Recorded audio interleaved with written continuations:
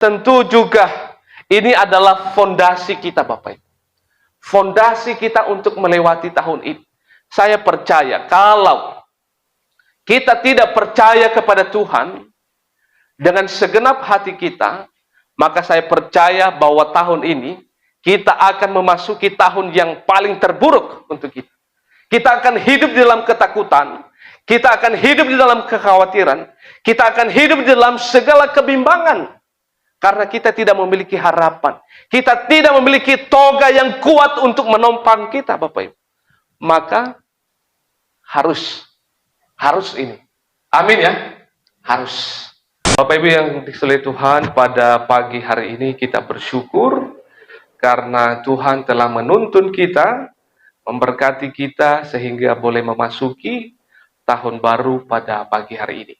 Baik, Bapak Ibu sekalian Tuhan, itu suatu sukacita yang besar bagi saya, bagi kita semua. Kita memasuki awal tahun di tahun ini, 1 Januari. Dan kita sebagai anak-anak Tuhan, jemaat-jemaat Tuhan, tentu kita mengawalinya dengan beribadah, berdoa, dan memuji Tuhan. Baik, Bapak Ibu sekalian Tuhan, satu tema yang akan saya sampaikan kepada kita di tahun baru ini, dan secara khusus pada hari ini, di awal tahun 1 Januari 2024, adalah mengikuti pimpinan Tuhan. Nah, Bapak Ibu, itu satu tema yang sangat baik untuk kita boleh renungkan dan kita melakukan di sepanjang tahun ini.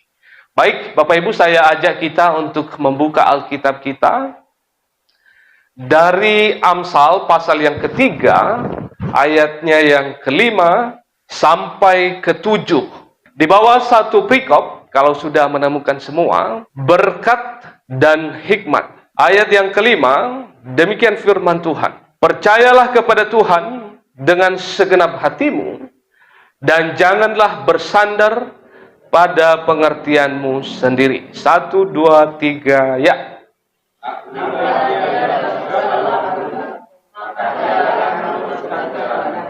Ayat yang ketujuh kita baca bersama-sama. 1, 2, 3, ya. Janganlah engkau menganggap dirimu sendiri bijak. Takutlah akan Tuhan dan jauhilah kejahatan. Nah, sedemikian jauh pembacaan kita pada pagi hari ini. Kita semua yang berbahagia, yang telah membaca dan juga melakukan firman yang kita dengarkan pada pagi hari ini. Baik, Bapak Ibu sekalian Tuhan, apa artinya bagi saya dan bagi kita semua mengikuti pimpinan Tuhan? Nah, Bapak Ibu, ini suatu kalimat yang sering kita dengar di hari-hari. Barangkali, Bapak Ibu, ini ada satu gambar, ini sebagai suatu gambaran saja. Siapa di sana Bapak Ibu kalau pernah lihat foto ini? Bapak Ibu lihat foto ini, siapa kira-kira di sana? Ada seorang yang bernama Petrus. Pertama-tama Bapak Ibu kita harus mengerti, mengikuti pimpinan Tuhan itu adalah kita berjalan dari belakang, mengikuti apa yang Tuhan mau perbuat untuk kita. Nah, itu dia Bapak Ibu. Berjalan dari belakang, mengikuti apa yang Tuhan mau perbuat untuk kita. Jadi bukan mendahului Tuhan di dalam langkah kita maupun di dalam pembicaraan kita. Bapak Ibu, tidak sedikit orang sering sekali mendahului Tuhan. Belum lagi tahu apa yang akan terjadi besok, tetapi dia sudah mendahului Tuhan. Dia terlalu overconfident, terlalu percaya diri. Apa namanya artinya itu? Mendahului Tuhan. Nah, Bapak Ibu, itu sesuatu hal yang keliru dan salah kalau kita mendahului Tuhan. Soalnya apa? Nanti sore, minggu depan, bulan depan itu misteri bagi saya dan bagi kita semua.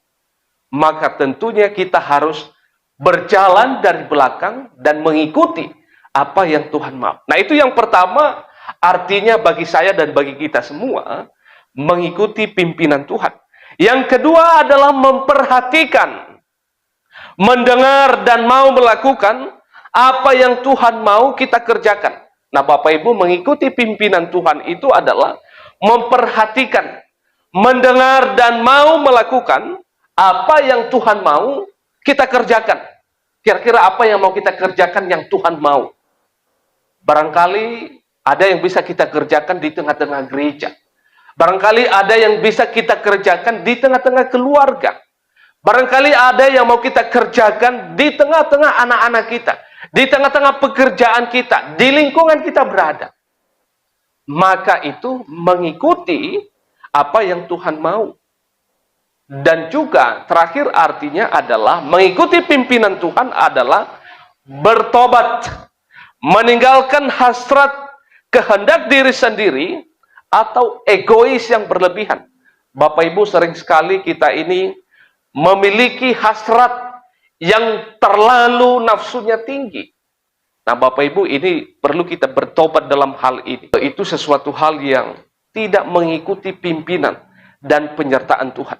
Nah, Bapak Ibu sekalian Tuhan, kita harus menyadari bahwa kita ini adalah manusia yang penuh dengan keterbatasan. Penuh keterbatasan dalam hal apa? Dalam berpikir, ya. Dalam hal apa lagi? Dalam mengerjakan segala sesuatu. Maka Bapak Ibu, di hari-hari depan, di tahun ini, tentu kita akan diperhadapkan berbagai pilihan-pilihan yang agak sulit untuk kita memilihnya. Maka butuh di sana pimpinan Tuhan bagi kita. Bapak Ibu sekalian Tuhan, tentu ini sesuatu hal PR besar bagi kita untuk memasuki tahun 2024 ini. Karena kita akan diperhadapkan pilihan-pilihan, baik itu di tengah-tengah keluarga kita, baik itu di tengah-tengah pekerjaan kita, baik itu bagi anak-anak kita, masa depan kita, maka kita diperhadapkan dengan pilihan-pilihan yang agak sulit untuk kita mengambil keputusan. Maka butuh yang namanya apa? Pimpinan Tuhan.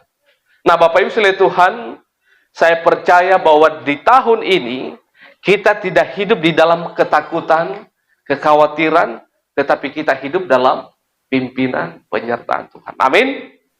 Jadi kita tidak hidup di dalam ketakutan, di dalam kekhawatiran, tetapi kita hidup di dalam pimpinan penyertaan Tuhan. Sesuai dengan tema kita pada pagi hari ini.